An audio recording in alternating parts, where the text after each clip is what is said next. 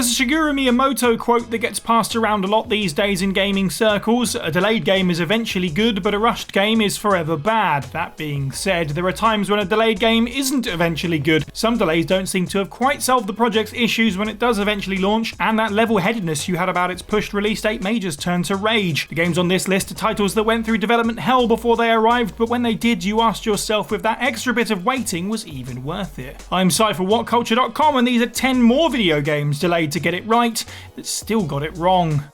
Number 10, Star Fox Zero.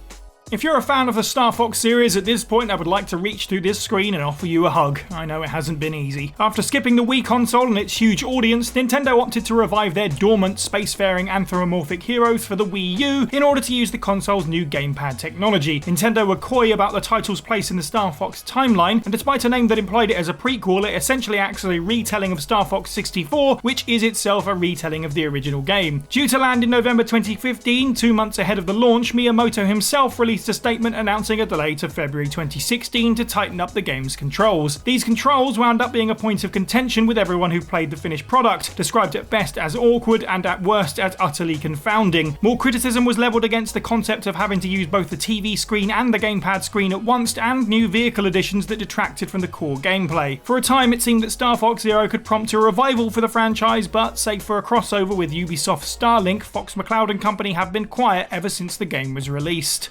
Number 9, GALLEON, Islands of Mystery.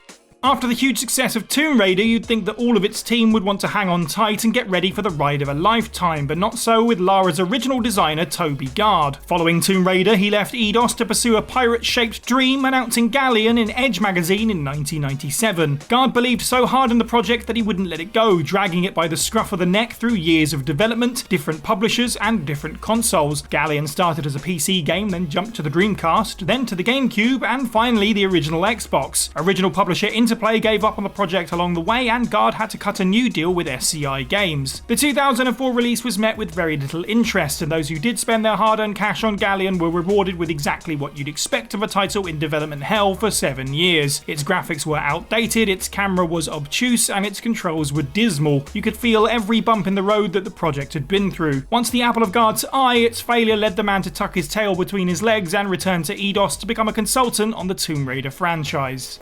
Number 8, Gran Turismo 5.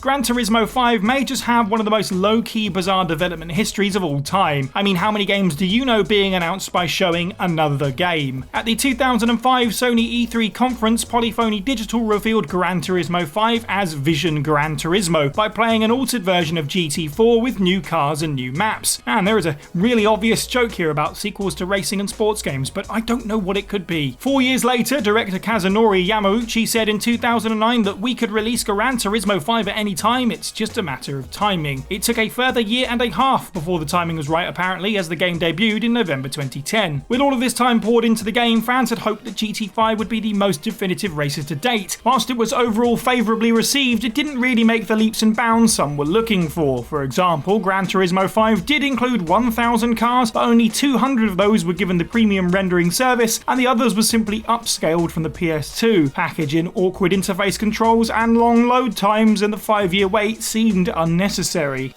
Number 7, Final Fantasy 15.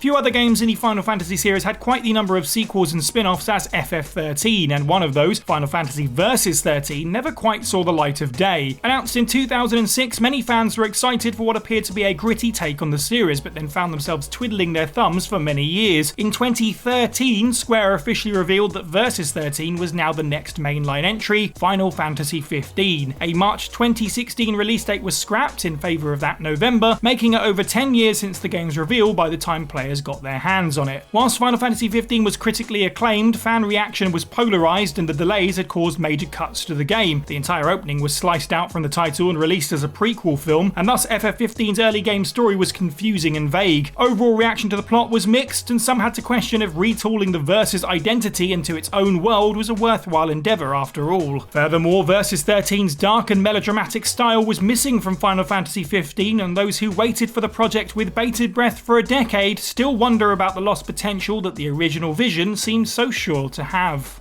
Number 6, Wheelman.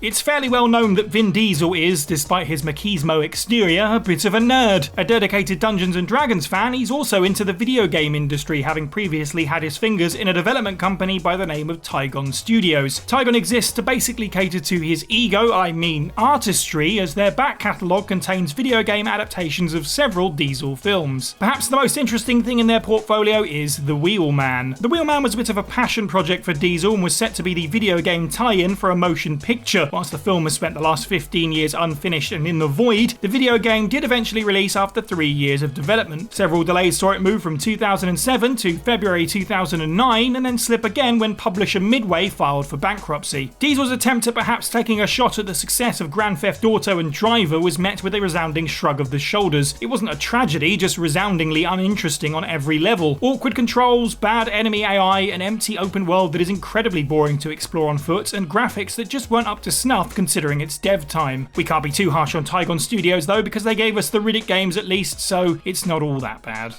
Number 5, Alone in the Dark.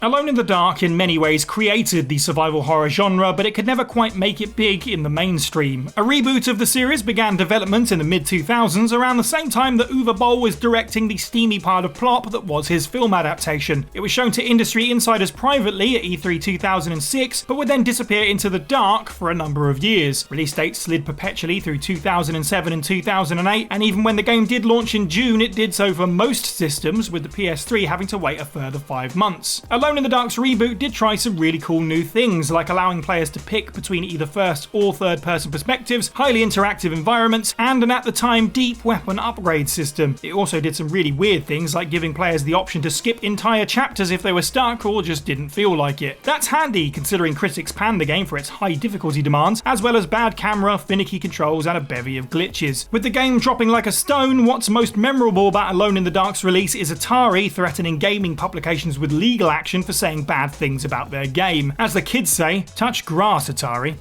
Number 4, Tabula Rasa. Whilst he'll never be a household name, Richard Garriott is an underground video game legend. His Ultima series is celebrated with having a huge impact on the Western RPG genre and creating the core concept of the MMO. After spending decades with the property, Garriott designed Tabula Rasa to be, in his words, the be-all and end-all of MMOs. Now those are some big words, but when you've got the pedigree Garriott had, most people were interested in what he had to say. Whilst the game was first shown at E3 2005, Tabula Rasa had already been in development for 4 years at this stage and had, halfway through this time, already been completely restarted. Internal conflict between staff caused the studio Destination Games to fire off 20% of the team and replace them, which meant that 75% of the game's code needed to be scrapped and rewritten. After 6 years, the title finally appeared, and Garriott's name value would not be enough to shift copies or inspire review scores that would beat out the already massive World of Warcraft. Particular sore spots were the game's bad crafting system, plenty of bugs, and a menu that felt like a chore to navigate. 2 years after its release, the servers for Tabula Rasa were closed, and subsequently the game fell into deserved obscurity. Number 3, Driver 3.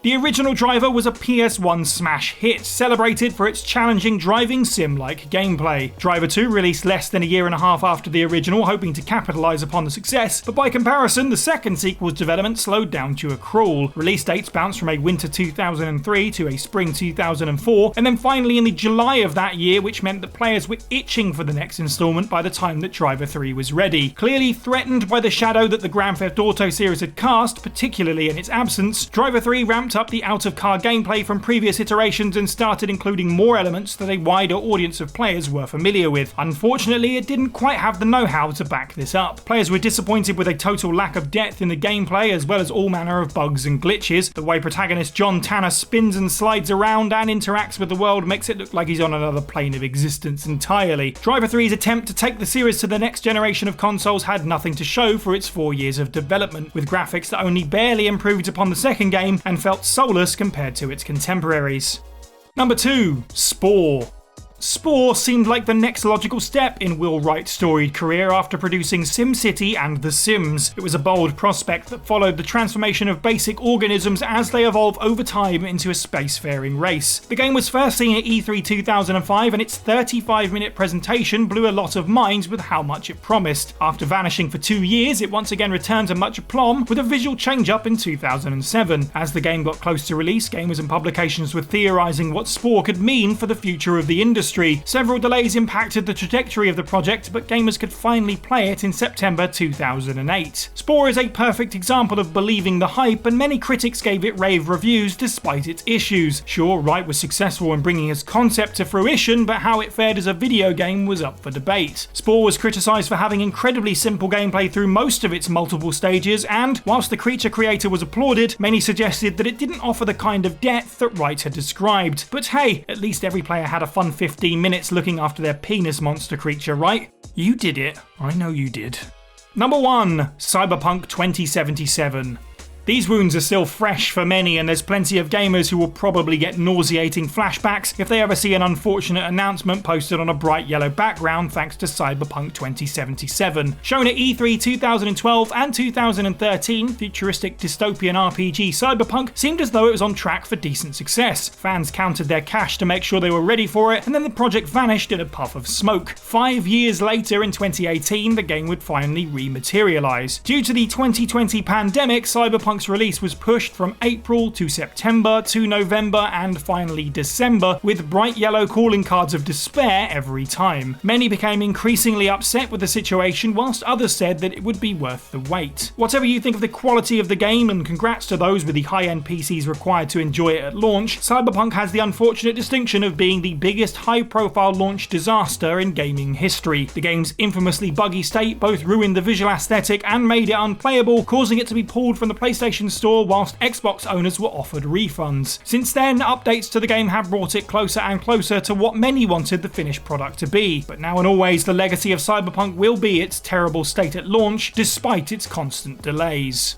And that's the list. Let us know down in the comments below what you thought of this video and of any other delays for video games that kind of turned out terrible regardless. Make sure you like this video, subscribe for more, hit the notification bell and share it with your friends. I've been Cy for WhatCulture, and have a good week.